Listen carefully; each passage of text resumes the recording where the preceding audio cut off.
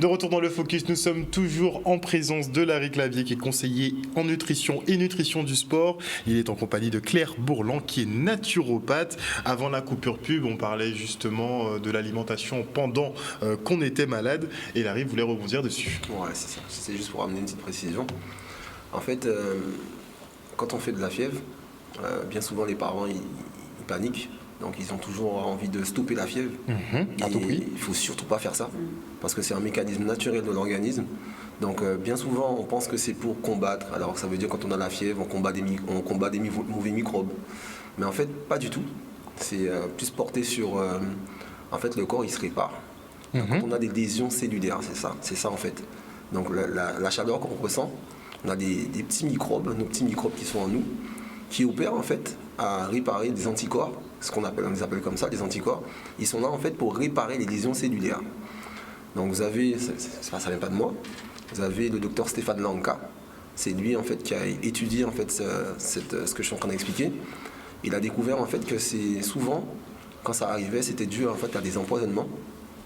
Ça peut être de tout, hein, de ce qu'on mange, dans ce qu'on mange, dans ce qu'on boit. Dans l'air, dans l'eau, peu importe. Et en fait, ça crée des lésions cellulaires et nos anticorps, ils viennent réparer ça. Tout simplement. Donc la sensation de chaleur, c'est le travail de notre organisme qui travaille. Voilà. En fait. Et en réalité, quand on est à ce moment précis, en fait, il faudrait accompagner notre corps. Parce qu'en fait, nos microbes, ils savent tout réparer. Ils savent tout régénérer. Ils savent détoxiquer, ils savent faire pratiquement tout. C'est eux qui ont créé la vie. Nous, on n'a rien créé. Les plantes, les arbres, on n'a rien inventé, les animaux, tout ce qui vit sur Terre, en eux, il y a des micro-organismes qui opèrent, qui bâtissent la vie. Sans eux, il n'y a pas de vie. Et en fait, je dirais, on devrait en fait avoir plus de sagesse et aller connaître, en fait, de chercher à les connaître. Aujourd'hui, on a des microscopes, je ne comprends pas en fait. On a des microscopes, des médecins, ils ont des super microscopes à fond noir pour étudier en fait la vie microbienne. Et en fait, je ne comprends pas pourquoi en fait on essaie de les combattre. Dès que quelqu'un est malade, tout de suite on passe par les antibiotiques. Mais on voit justement comme l'ennemi. Ouais, c'est ça. On ne le voit pas comme... on nous dit voilà qu'il y a des bons et des mauvais. Mais en fait, je souhaite rebondir sur Antoine Béchamp. Antoine Béchamp, dans les années 1800, à l'époque de Pasteur, il faut comprendre cette petite histoire quand même, elle est vraiment importante pour moi. Monsieur Pasteur, quand on lui amenait un malade, il regardait dans le corps et il voyait des microbes. Pour Monsieur Pasteur, quelqu'un qui était en bonne santé, c'est quelqu'un qui était, on appelle ça l'asepsie, en fait, qui ne contient pas de microbes. Donc, pour lui, c'était clair, l'ennemi à abattre, c'était les microbes. Donc, antibiotiques, et il en balançait. Mais antibio, c'est quoi? C'est antivie. Poison. Donc, on combat en fait des micro-organismes. Ces micro-organismes, ils ont étudié, Antoine Béchamp les a étudiés pendant 40 ans de sa vie. Ils sont increvables. Ces limites, ils disaient qu'ils étaient pratiquement éternels. Et on les a retrouvés dans des pierres de milliards d'années derrière. Et on est en train de dégoter des virus et des bactéries dans le permafrost, donc ça tient bien. Ouais, ils tiennent très bien. Et en fait, pour comprendre, c'est monsieur Antoine Béchamp, il a montré à Pasteur, il lui dit mais attends, arrête-toi parce que regarde, tu as cet homme il est en bonne santé et lui il a aussi les microbes. Donc en fait c'est pas le microbe le problème, c'est le terrain. Il parle du terrain. Le terrain. Et le terrain c'est quoi? C'est ton organisme. Alors qu'est-ce qu'il contient? Ça se trouve il est trop acide, il y a une acidité qui est trop importante dans l'organisme. Ensuite il y a l'aspect aussi, comme je disais, d'un empoisonnement. Donc à ce moment précis, si on a compris que quand on est à ce stade-là, il faut aider l'organisme. Donc, eux, ils ont besoin de nutriments, comme la vitamine C, le magnésium. Il y a aussi les sels minéraux, les oligo-éléments. Si on arrive à amener ces nutriments dans l'immédiat, en fait, le corps, il va pouvoir... aide la machine. Voilà. Et c'est là qu'on prend l'expression booster son système immunitaire un peu. Alors, justement... Pas tout à fait. Ouais, pas tout à fait. Pourquoi? Parce que souvent... Les gens ils parlent tous de ça, surtout en ce moment.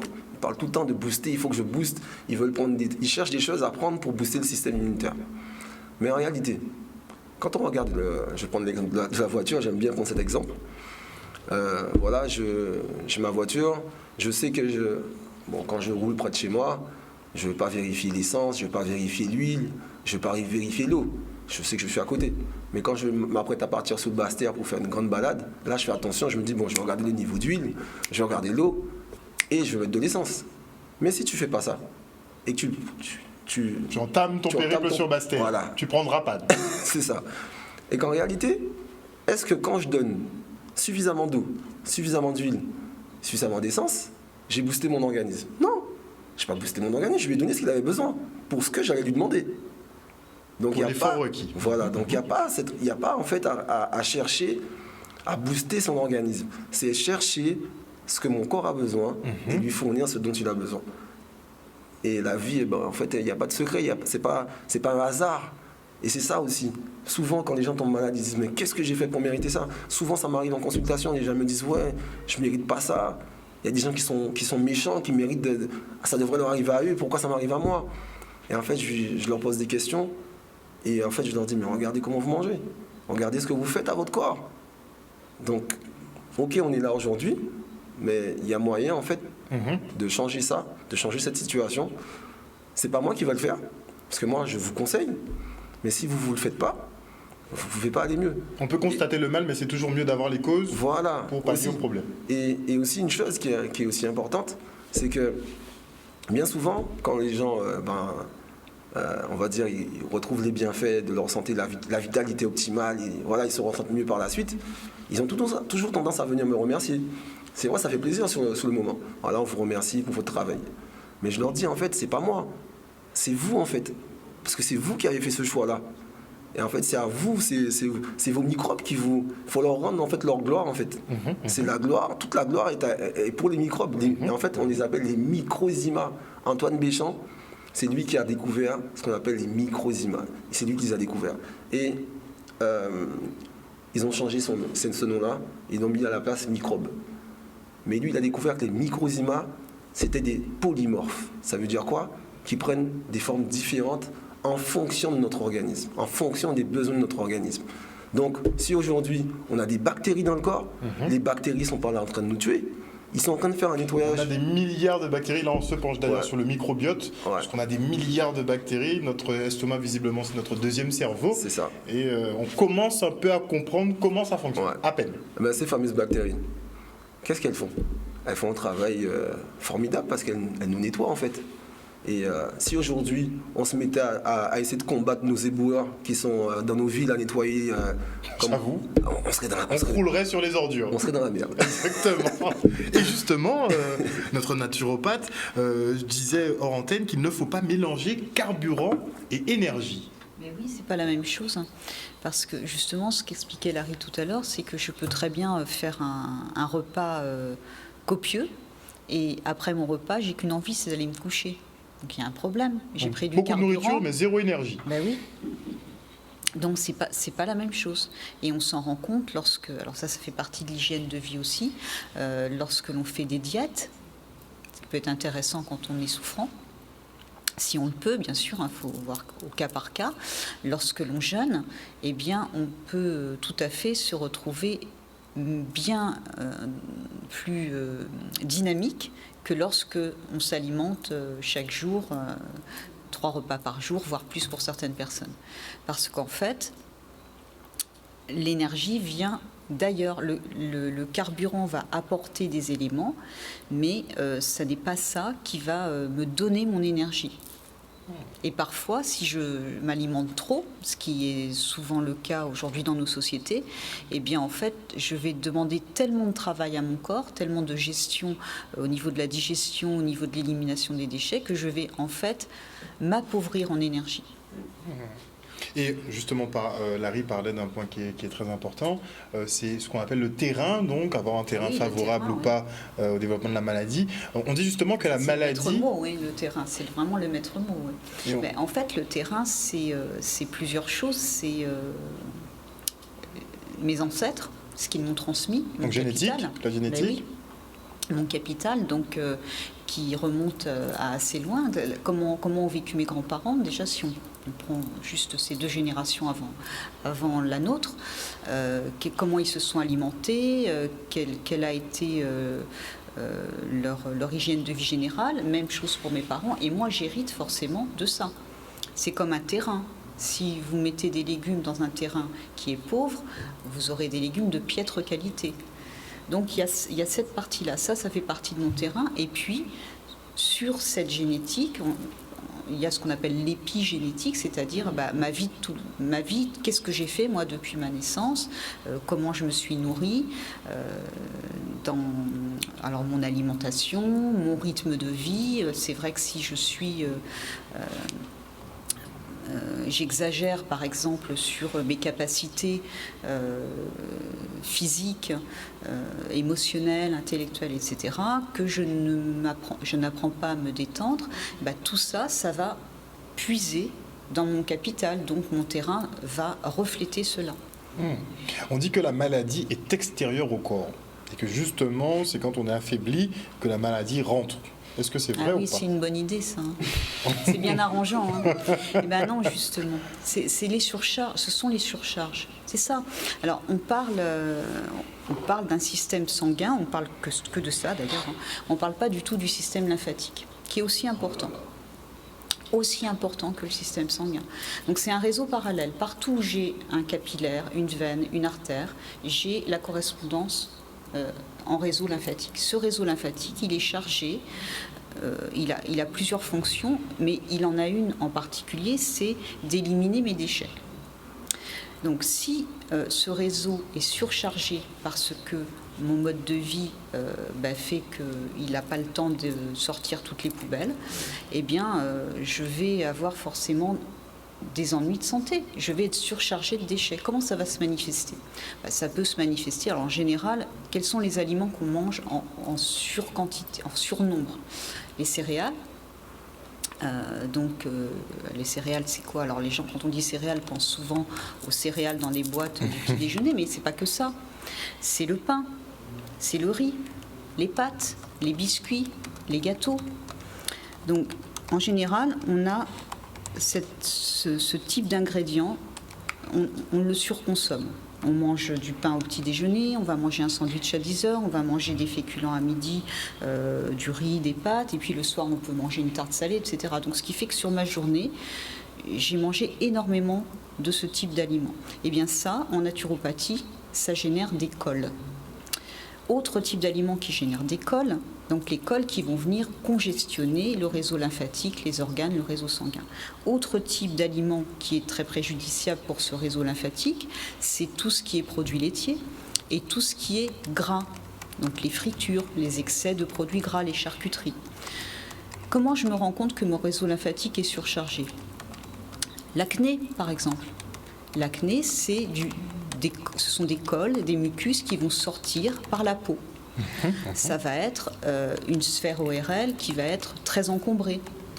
Donc la personne est souvent enrhumée, elle éternue souvent.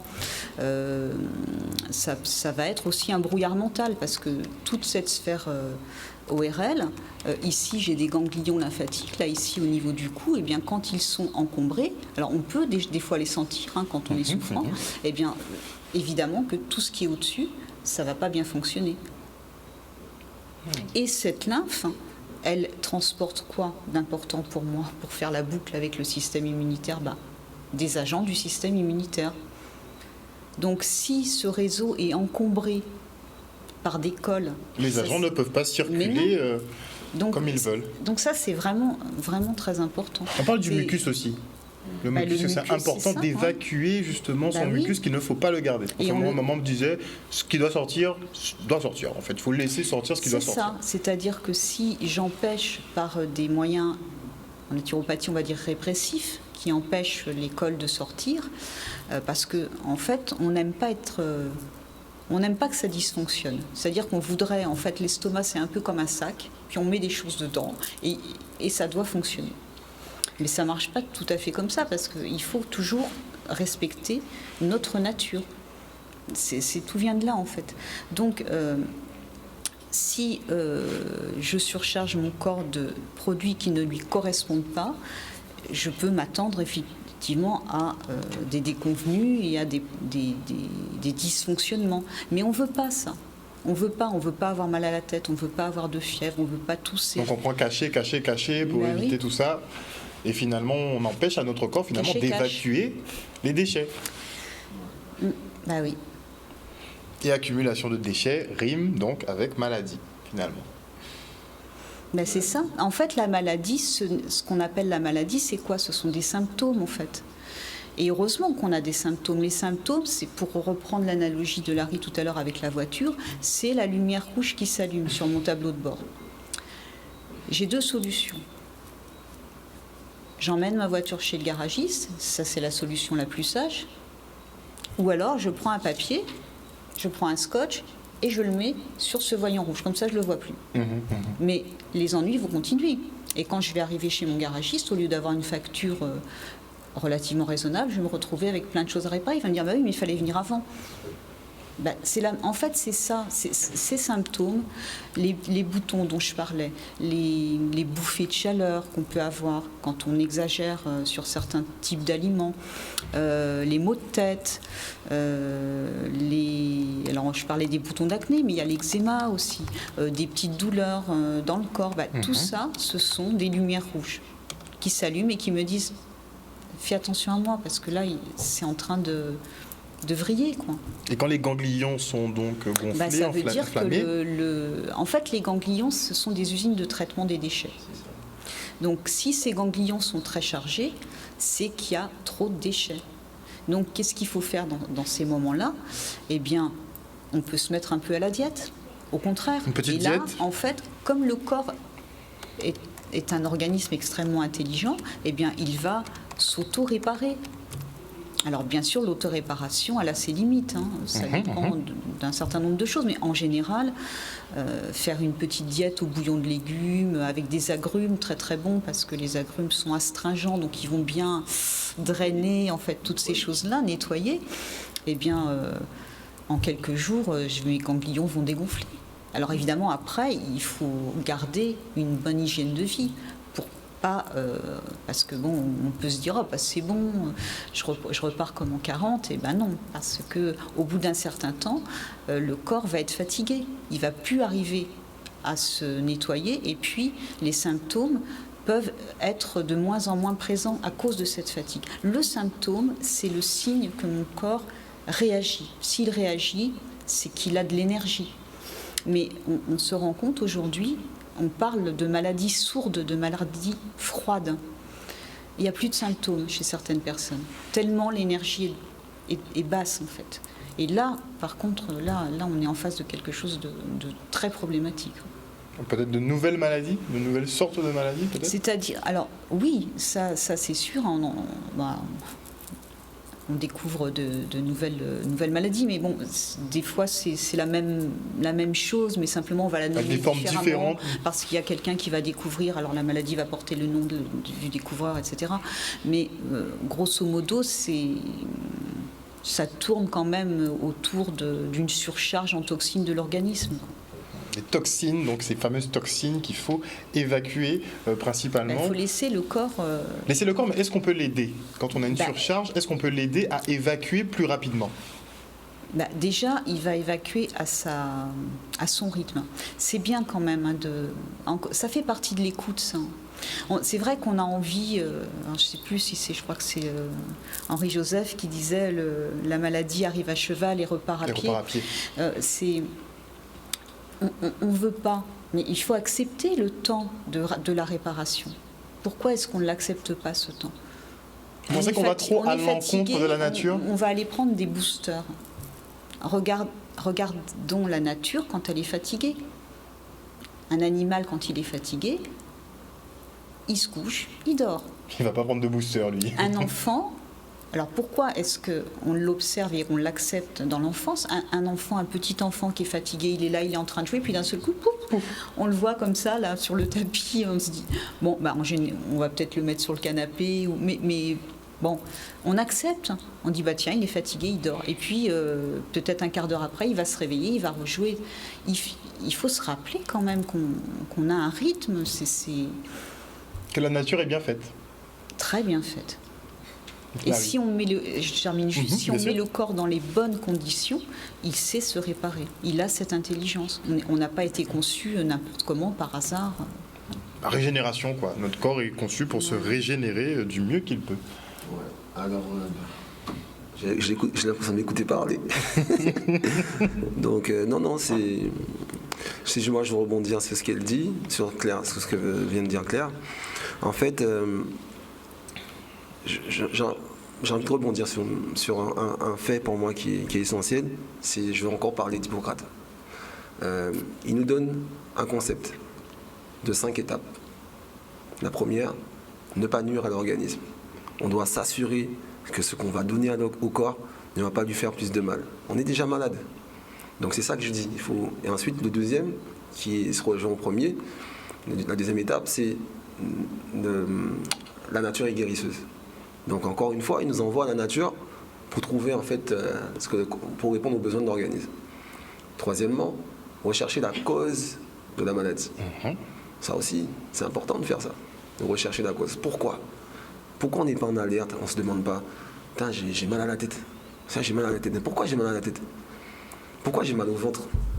Pourquoi on se pose pas, qu'est-ce que j'ai mangé? Qu'est-ce qui me manque? Et tout de suite, j'ai mal à la tête, j'ai mal au ventre, il me faut quelque chose pour que ça arrête. On va aller chercher un remède. Et souvent, c'est un médicament, un Doliprane, un truc. Mais on devrait comprendre en fait que le corps, il nous parle. C'est le nôtre. Il nous dit, voilà, il y a ça qui ne va pas. Et bien souvent, quand on a mal à la tête, c'est parce qu'on ne boit pas suffisamment d'eau. On est souvent en manque d'oxygène. Et du coup, le cerveau, il nous fait savoir que ça ne va pas. J'ai une carence, donc voilà. Maintenant. Voilà. Et il y a encore une quatrième, purifier l'organisme. Purifier l'organisme. Purifier l'organisme, Alors, nettoyer l'organisme. Moi, je me sers beaucoup du chlorure de magnésium. Chlorure de magnésium. Ouais, j'ai toujours utilisé ça depuis au commencement. De toute façon, quels que soient les soucis de santé. Parce que tout à l'heure, tu posais la question, c'est quoi la maladie? Pour moi, la maladie, elle n'existe pas. Moi, quand les gens viennent me voir, oui, j'ai un cancer, oui, j'ai ça, oui, j'ai ça. Mais en fait, je passe pas sur ce principe-là. Moi, je sais qu'il y a des gens malades. Et ils sont malades, pourquoi? Et en fait, il y a 2 causes à tout ça. Ces 2 causes, la première, l'empoisonnement, comme j'en parlais tout à l'heure. Et la deuxième, c'est la carence nutritionnelle. Alors, moi, c'est pas moi qui le dis, mais quand vous avez M. Linus Pauling, je vais revenir sur lui aussi, qui nous dit que 98% des maladies viennent d'une carence nutritionnelle. C'est parlant, c'est pas rien. Il est en train de nous dire que ce qu'on mange au quotidien, en fait, ce sont des coques vides. On se remplit le ventre et on n'apporte pas les nutriments.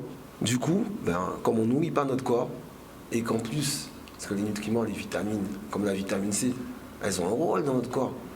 Quand on regarde tous les jours, parce que tous les jours on est empoisonné, dans l'air, dans l'eau, nos vies au quotidien sont générateurs en fait de toxines en fait. Donc nos voitures, les gaz carboniques, il y a des métaux lourds partout, dans les avions qui passent nos têtes, on est rempli de toxines au quotidien. Et en fait, je suis surpris en fait. Je sais pas, je regarde des gens, je reviens sur la voiture, je sais qu'au bout d'un nombre de kilomètres, ma voiture, il faut que je l'emmène faire une vidange. Je le sais. Pourquoi pour ma voiture c'est évident et pour ma vie au quotidien ça l'est pas. Et en fait, donc du coup, on mange. Et puis on tombe en panne. C'est ce qui se passe, on tombe malade. Et donc du coup, c'est à la faute à qui? C'est pas la faute à pas de chance, c'est mon fonctionnement. Je donne mon exemple. En tant d'années que je suis vegan, je cherche même plus à me nettoyer en fait. Parce que ce que je mange fait les deux. Les fruits et légumes, ils ont cet aspect en fait de pouvoir nous nettoyer en même temps de nous nourrir. C'est extraordinaire. Donc comme elle parlait tout à l'heure Claire des fruits qui sont acidifiés en goût, comme le citron. Chez nous on a les oranges, on a les agrumes, comme les oranges Gospo, ça, les gens ne mangent pas, ça se perd. Mais c'est le meilleur moyen de se nettoyer, c'est d'en manger sur la matinée en fait, de se faire des cures de ça pour se nettoyer l'organisme. Et fameuse vitamine C. Fameuse vitamine C que j'en ai pas parlé encore.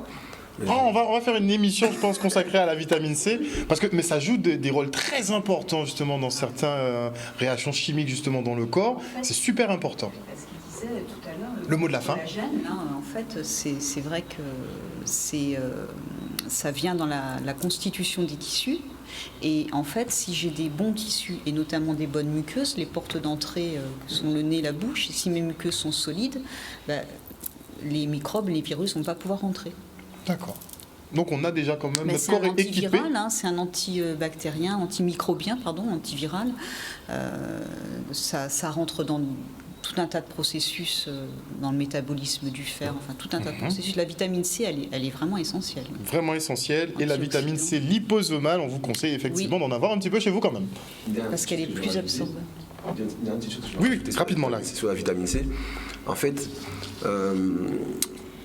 chez les animaux qui sont, qui fabriquent la vitamine C, parce que c'est ça aussi, il y a plus de 98% des animaux qui en fabriquent.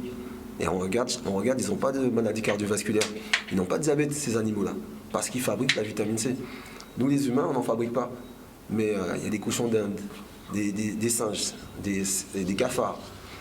Linus Pauling, il a fait un essai justement sur un cochon d'Inde, où en fait, il a appauvri son alimentation en vitamine C, pour voir ce qui se passerait, et l'animal est devenu diabétique.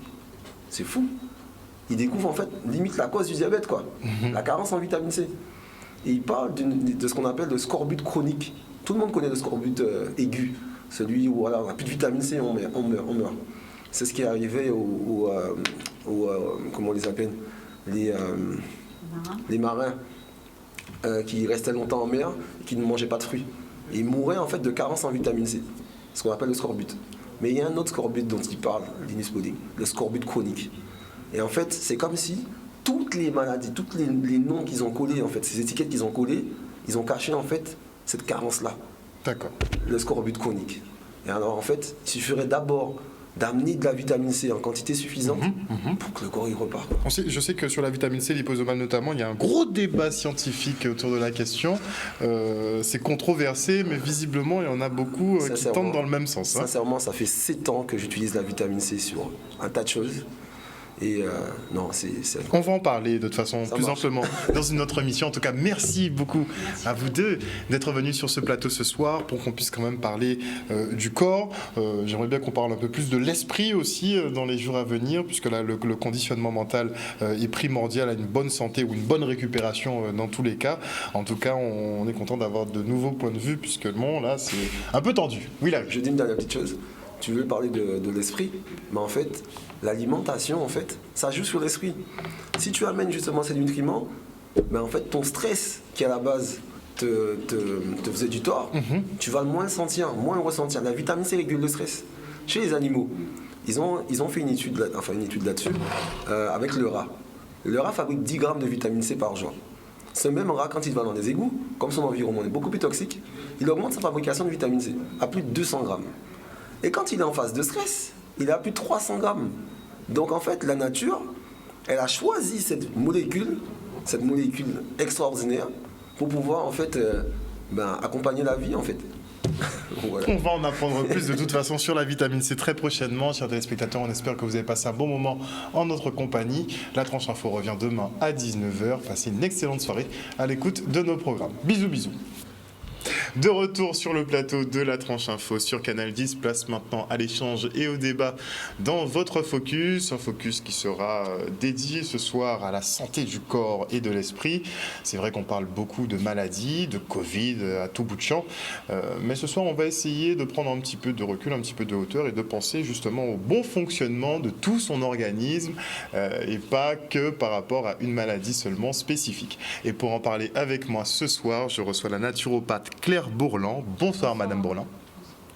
Et nous avons également Larry Clavier qui est conseiller en nutrition du sport. Bonsoir Larry. Bonsoir. En nutrition et nutrition du sport. Nutrition et nutrition du sport. Tu nous expliqueras de toute façon le distinguo entre les deux.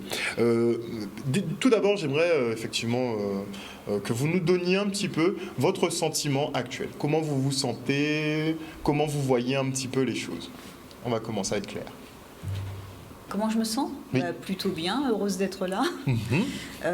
Par rapport à la situation actuelle, eh bien, moi j'essaye de rester zen, de ne pas me nourrir d'images ou d'audio anxiogènes. C'est un peu compliqué maintenant avec le flot d'informations qu'on a sur le Covid. Mais on peut choisir son information. hein. On n'est pas obligé d'être connecté en permanence à la radio, à certaines émissions qui vont nous rendre malades et puis puisqu'on va en parler ce soir, nous faire baisser notre système immunitaire aussi, puisque le stress, c'est vraiment dommageable pour notre système immunitaire. On l'oublie, mais notre conditionnement joue énormément sur notre santé. Ah oui, c'est même un facteur vraiment très prégnant, oui. Et toi, Larry? Alors, pour moi, bien ou bien?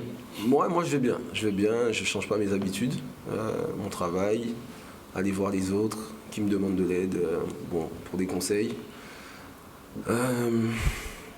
C'est un peu malheureux ce qui se passe quand même. On ne peut pas ne faire celui qui ne voit pas ou qui essaie de ne pas voir.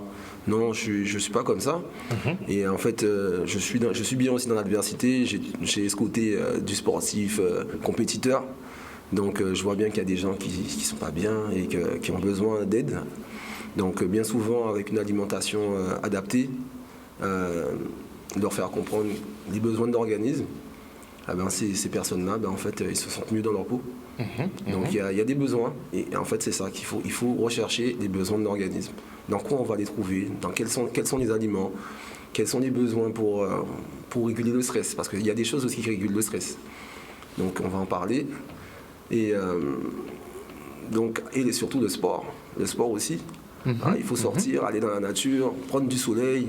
C'est dommage, on n'a plus le droit d'aller à la mer, mais moi, depuis 1 an et demi, je pense que j'ai jamais été autant à la mer, quoi. Pratiquement tous les jours, j'y suis. J'emmène mon fils avec moi, ma compagne, on y va. Mais concrètement, est-ce que ce sont des solutions viables? Parce que tout le monde voit ça un peu, on va parler de stress, on va parler d'aller à la mer, on va parler de se détendre. Mais on peut risquer de nous dire « Ah, mais ça, c'est pas de la médecine, ça ne réglera pas le problème, ça ne règle aucun problème au final de compte. » Mais c'est quoi la médecine? C'est ça la question. Parce que, je sais pas, on va remonter au commencement. Allez, le commencement avec Imhotep, qui est le père fondateur de la médecine d'Égypte antique. Et ensuite, quand on regarde, on dit que le père fondateur de la médecine, c'est Hippocrate. D'accord, je veux bien, mais Hippocrate a été l'élève d'Imhotep. Exact. Donc on continue encore plus loin. Et qu'est-ce qu'il était, Hippocrate, le père fondateur de la médecine orthodoxe? C'était quand même un naturopathe. Et son enseignement se résume à une phrase: que ton aliment soit ton médicament. Donc concrètement, ce qu'il pratiquait lui à son époque, c'était efficace. Et s'il a été retenu comme l'un des plus grands, c'est que c'était efficace. Claire, qu'est-ce que tu en penses? En fait, on vit dans un monde qui depuis très longtemps nous a déconnectés de qui nous étions, et nous sommes des êtres issus de la nature. Donc évidemment que le contact avec la nature est essentiel pour nous. Donc émotionnellement, on va se nourrir de produits qui sont issus de la nature. Donc oui, l'alimentation, on va aller faire des marches dans la nature, du sport dans la nature. Oui, on peut pas éluder ça, et on peut pas comme ça d'un revers de main dire non, c'est pas de la médecine. Bien sûr que si, ça fait partie de notre équilibre. C'est vital. Mais qu'est-ce qui serait plus porteur, plus efficient finalement? La naturopathie peut-être d'une certaine façon, ou bien cette nouvelle science un peu plus technique qu'on pratique maintenant? Mais surtout la médecine à l'européenne, on va dire, parce que tous les pays ne pratiquent pas la même médecine. Disons qu'on devrait arriver à une complémentarité, c'est ça qui serait intéressant. Ce qu'on appelle aujourd'hui, ça fait un moment, la médecine intégrative, puisque en fait on peut se compléter. Voilà. Il y a des désaccords évidemment, mais on peut se compléter, puisque la naturopathie ne répondra pas à tous les maux, bien sûr, surtout en cas d'urgence par exemple. On ne va pas aller voir un naturopathe si on s'est ouvert un membre, cassé un os, voilà par exemple. Et puis d'autres choses qu'on va rentrer dans le contexte des urgences. Maintenant, la santé, c'est tout un ensemble de choses. C'est ce que je mange, oui, on l'a vu. Pourquoi on met l'alimentation en premier? Parce que c'est quelque chose d'accessible. C'est facile de changer son alimentation. C'est pas facile de s'y mettre, mais c'est accessible 3 fois par jour. On a accès facilement à ça. C'est le sommeil. Comment est-ce que je dors? Est-ce que je dors bien? Est-ce que je récupère bien? C'est la nuit que mon corps se répare. C'est quelle eau je bois? L'hydratation, c'est très important. On a parlé du sport. Le sport, oui, c'est essentiel. On sait qu'un corps qui va être musclé va aussi fournir de la glutamine, notamment, qui, au niveau musculaire, qui va nourrir les globules blancs pour faire la boucle avec le système immunitaire. C'est aussi quelle pensée je nourris. Si j'ai des pensées lugubres, sombres, eh bien, je vais baisser aussi mon système immunitaire. Donc l'état psychologique est très important. Bien sûr. Et c'est même, on pourrait dire, numéro 1, parce que je peux très bien avoir une excellente alimentation, manger des produits biologiques, des bons produits, faire des bonnes associations alimentaires, manger dans les règles de l'art, et puis avoir des soucis psychologiques qui font que finalement je vais être en mauvaise santé. Et pourtant j'aurai une bonne alimentation. Donc oui, la gestion des émotions, vivre ces émotions, les traverser, c'est quelque chose de très important, oui. Donc ça veut dire qu'une grosse période de stress peut anéantir tous les bienfaits d'une bonne alimentation. C'est pour ça que je disais tout à l'heure en introduction que se nourrir de messages anxiogènes, eh ben non, il faut mettre ça de côté, quoi. Et pourtant, on a abreuvé de messages anxiogènes tous les jours depuis 1 an et demi. On a le choix. On n'est pas obligé de se coller derrière les infos tous les jours, et 2 ou 3 fois par jour pour certaines personnes. Donc évidemment que si tous les jours, vous êtes avec quelqu'un, je ne sais pas, dans une soirée, dans un déjeuner, ou peu importe, qui va vous raconter tous ces malheurs, on peut être à l'écoute, c'est pas ce que je suis en train de dire, mais ça peut vous pomper quand même, on le sait. Et vous-même, si vous êtes dans un état un peu sombre parce que vous ressassez des choses et que vous rencontrez quelqu'un qui vous raconte des choses joyeuses, votre énergie elle va tout de suite s'élever. Donc cette énergie-là, elle est très importante aussi. On n'en parle pas, mais on est aussi des êtres énergétiques. Larry. Non, j'écoutais. Est-ce que tu peux me réitérer la question comme ça? Ah non, justement, c'est pour toi en tant que sportif. Comment tu fais pour avoir un bon conditionnement mental? Alors, en fait, déjà, il faut avoir des certitudes. Donc, il te faut de la connaissance. Si on n'a pas un minimum de connaissances, forcément, on sera toujours apeuré. On n'aura pas de... Comment dire? Je vais prendre un exemple. Je donne un exemple pour mieux comprendre. Moi, en tant que sportif, je sais que voilà, j'ai un match, je dois préparer un match, et le match, c'était le jour. Voilà, je sais qu'il y a des choses qu'il ne faut pas que je mange. Il y a d'autres choses que je sais qu'il faut que je mange. Je vais prendre l'exemple. Au niveau des fruits et des légumes, je vais me remplir de ça, parce que je sais que dans ce que je vais manger, ça va m'apporter tous les nutriments que mon corps a besoin pour me préparer à l'effort. S'il le faut, je vais prendre aussi quelques compléments alimentaires de bonne qualité pour m'apporter des acides aminés, des choses que mon corps a besoin pour toujours me préparer à l'effort. Et il y a une petite boisson que je bois aussi, l'eau bicarbonate citron. Cette boisson, c'est une boisson alcaline. Au bicarbonate citron. Voilà, quand on mélange le bicarbonate et le citron, ça crée l'hydrogène gazeux. Et ça augmente le pH de la boisson. Et du coup, ça vous prépare à l'effort. Donc moi, je bois ça. La journée de mon match, je bois ça. Et j'arrive au match, voilà, je me donne à fond sans avoir peur de manquer en fait, d'oxygène pour mes muscles. Parce que c'est ce qui se passe. Quand on est à l'effort, l'acide lactique nous prend en fait, au niveau musculaire. Et du coup, nos performances... Mais déjà, c'est ça déjà. Il faut déjà comprendre son corps et les mécanismes, justement. C'est ce que je dis. Et donc, comme c'est ça, j'ai appris en fait. Parce que moi, je suis un ancien footballeur professionnel qui se blessait énormément. Et j'ai vu beaucoup de médecins, j'ai vu beaucoup de spécialistes sans avoir de résultats. Et même, ils m'ont dit, il y en a un qui m'a sorti, qui m'a plombé, on va dire, de l'esprit, en me disant... Plomber le moral. Ouais, plomber le moral, merci. En me disant que voilà, c'est ma génétique, que je suis fragile. Et il m'a laissé comme ça. En fait, heureusement que je ne me suis pas arrêté là-dessus et que j'ai été faire des recherches de mon côté. Donc j'ai cherché tout bêtement sur Internet, pour commencer, comment fortifier mes muscles naturellement. Et je suis tombé sur la vitamine C. Et ensuite, je tombe sur celui qui a découvert un petit peu toutes les vertus de la vitamine C, un médecin, biologiste, chimiste. Il s'appelle Linus Pauling. Ce monsieur, il a eu 2 prix Nobel, 58, il a été honoré 58 fois. d'un doctorat. Et ce monsieur, il est l'Américain le plus décoré de l'histoire de l'Amérique. C'est énorme. Et Albert Einstein dit de lui que c'est lui le génie. Et ce monsieur, il a étudié chaque réaction chimique de la vitamine C quand on avalait. Il y en a plus de 300. C'est énorme. Donc moi, je me dis, ok, j'ai tapé sur Internet, je suis tombé sur la vitamine C, en fait, va m'aider à fabriquer du collagène. Et je suis fragile musculairement. J'essaye. Il n'y a rien de mieux que ça, d'essayer. Donc je me mets à prendre de la vitamine C pure, liposomale. Et voilà que je me transforme en robot, pratiquement. Parce que je suis passé de 20 à 30 ans à 2-3 déchirures musculaires par an, sans compter les grippes à répétition, les grippes chroniques, les tendinites. Et j'arrive de 30 à 40 ans, plus rien. Et je suis plus vieux. j'ai pratiquement 41 ans. Je continue à jouer, donc il n'y a pas de secret. Moi, je suis la preuve.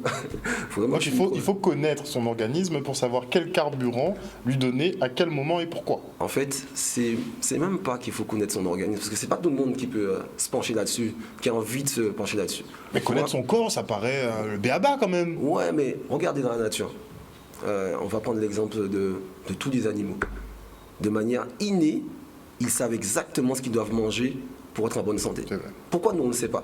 Qu'est-ce qui s'est passé? Qu'est-ce qui a fait qu'on a perdu cet état en fait d'inné où on devrait en fait instinctivement savoir ce qui est bon pour manger. Voilà. En fait, c'est ça. C'est que dès le départ, on nous a formaté. Je vais prendre un exemple. Je vais prendre encore mon exemple. Moi, je me rappelle quand j'étais petit, je voulais pas manger de viande. J'aimais pas ça. Et mes parents, mes parents me disaient oui, mais il faut que tu en manges pour avoir de la force musculaire, quoi. Tu veux être fort, il faut que tu en manges. Et du coup, j'en mangeais, j'essayais d'en manger et je me suis habitué à ça. Et finalement, à 30 ans, je découvre que en fait, j'en avais pas besoin. Et du coup, j'arrête de manger de la viande, j'arrête le poisson, j'arrête les œufs et ainsi de suite. Donc là, vous êtes vegan. Je suis vegan. Voilà, je suis vegan. Et je me rends compte que je suis plus fort. Et que même, j'ai limite envie de dire que je vieillis pas, en fait. Et après, je continue à jouer à mon âge en Régional 1. Ça se passe bien. Tout le monde est là à dire que je suis un Robocop. Mais je ne suis pas un Robocop, je ne suis pas un Rambo. Ce que je fais là, tout le monde peut le faire. Ça, j'en suis sûr. Et j'invite les gens à... Allez, je vais faire une petite publicité pour The Game Changer. Le secret des athlètes... c'est comment? C'est bien, ouais, je pense que c'est ça. C'est le secret des athlètes de haut niveau. Et en fait, c'est un documentaire qui montre tous les sportifs de haut niveau dans toutes les disciplines qui sont véganes. Et il y a même des médecins qui ont... c'est du lourd, c'est vraiment du lourd. Il y a des médecins derrière qui étudient dans leur corps ce que ça fait que de manger de la viande. Qu'est-ce qui se passe au niveau du sexe? Ils calculent même le pourcentage d'érection dans la nuit, quand on mange des protéines animales, quand on mange des protéines végétales. Ils l'ont fait sur des sportifs de haut niveau. Et donc des gars, on montre des footballeurs américains, des mecs en train de manger des gros steaks avant les matchs. Et en fait, ils ne comprennent pas pourquoi ils ne sont pas performants. Et là, il y a une équipe qui devrait normalement descendre tellement qu'elle était nulle. Un d'entre eux est vegan, sa femme est justement cuisine vegan, et ses collègues qui voient ça, en plus ils le voient, je n'ai jamais blessé, ils se disent on veut bien essayer. Et alors 1, 2, 3, 4, ils se retrouvent à 14 dans l'équipe à devenir vegan, et les mecs ils gagnent le Super Bowl. D'accord. C'est fou. Parce qu'il y a un gros débat, actuellement justement sur les protéines animales, sur le fait que l'homme ne soit pas un carnivore de base, et qu'effectivement ça aurait des conséquences. Est-ce que tout le monde va dans ce sens-là ou bien Tout le monde ne va pas dans ce sens-là, mais c'est vrai que nous ne sommes pas... déjà, si on se regarde, physiquement, on n'est pas équipé. Vraiment, pour déchiqueter un animal, on n'a pas les griffes, on n'a pas les canines, on n'est pas spécialement attiré non plus par le sang. Si on voit, c'est un exemple que je prends souvent, mais on est en voiture, on voit une bête écrasée sur la route. On n'a pas envie de la manger. On n'est pas là en train de faire... on est plutôt en train de tourner le visage de l'autre côté. Donc, c'est vrai, on le sait, que ce type d'alimentation, c'est une alimentation dite inflammatoire et qu'on ne devrait pas consommer des produits animaux très souvent. Bon, alors on peut faire le choix, comme Larry a fait. Il y a des millions de gens dans le monde qui vivent véganes et ça se passe très très bien pour eux. Hein.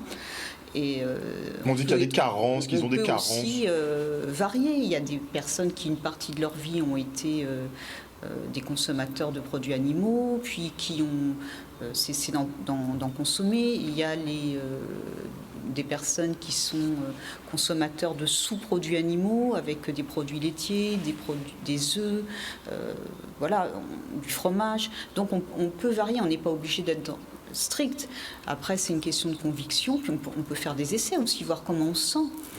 C'est pas interdit, au contraire, d'investiguer qu'est-ce qui nous correspond, puisque évidemment, alors il y a des grandes bases, évidemment, que ce que disait Larry tout à l'heure, les légumes, les fruits, bah oui, c'est notre base, on est fait comme ça. Et on dit, au-delà même des simples légumes et des fruits, on dit cru. Principalement qu'il faut manger cru. Bah, pourquoi ? Parce que quand on cuit, on altère, notamment sur le plan des vitamines. Donc oui, effectivement, il vaut mieux manger cru, mais on peut faire des compositions. On peut très bien manger un peu cru et un peu cuit. On peut... alors, la cuisson, c'est vrai qu'il faut qu'elle soit légère, plutôt légère. Donc, une cuisson à feu doux, pas à grand feu, et puis pas des heures et des heures de cuisson.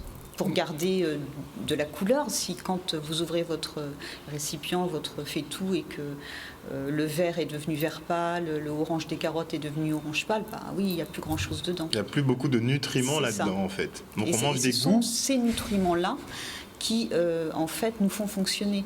Et c'est pareil, quand je consomme des produits crus, il y a des enzymes là-dedans. Alors, les enzymes, il y en a de plusieurs sortes, mais ces enzymes-là vont venir, en fait, travailler dans mon métabolisme. Elles sont essentielles à la fabrication de tout ce qu'il me faut pour vivre, en fait.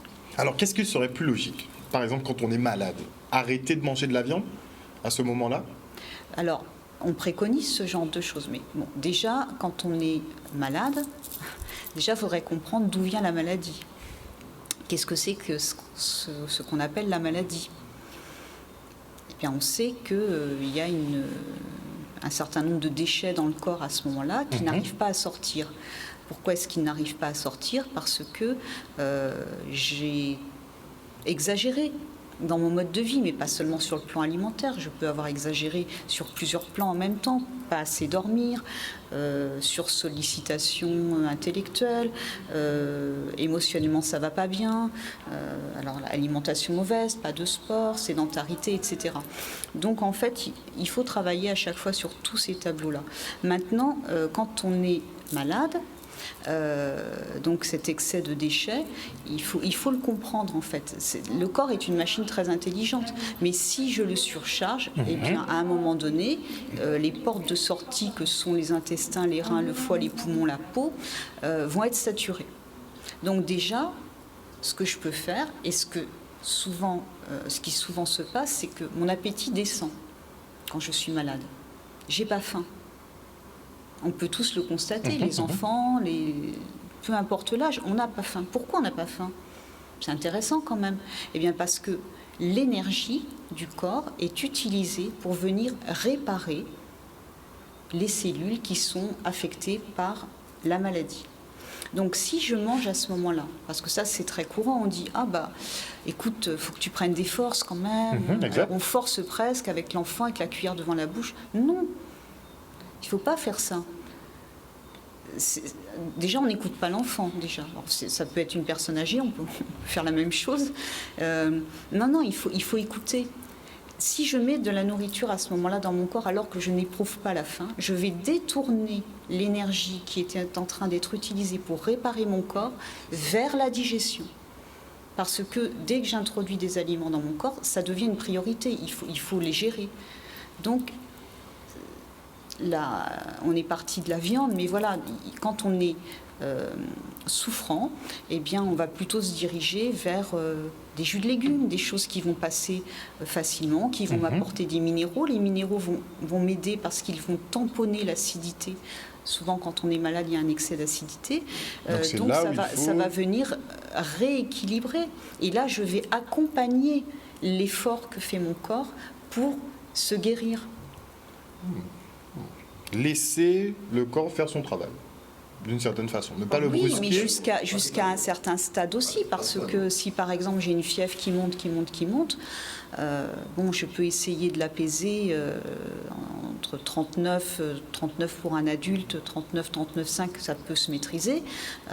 Mais au-delà, bon, là, il ne faut pas non plus que je joue les Donc, cacous. caractère inflammatoire, oui, mais jusqu'à un certain niveau. Il faut surveiller, il faut accompagner. Voilà. Ouais. Avant la pub. Je rejoins Claire sur tout ce qu'elle a dit, à 100% d'accord avec tout ce qu'elle vient d'expliquer. Je vais peut-être ramener une petite précision sur le côté de la viande, parce que quand on parle de consommer de la viande, on oublie une chose, c'est que les carnivores, quand ils mangent de la viande, ils la mangent, ils tuent l'animal. Il n'y a aucun carnivore qui mange l'animal mort. Ce sont les charognards qui font ça. Donc, les animaux, voilà, le carnivore va tuer sa proie, il va la manger sur place, donc il va la manger crue. Nous, on n'est pas capable de faire ça.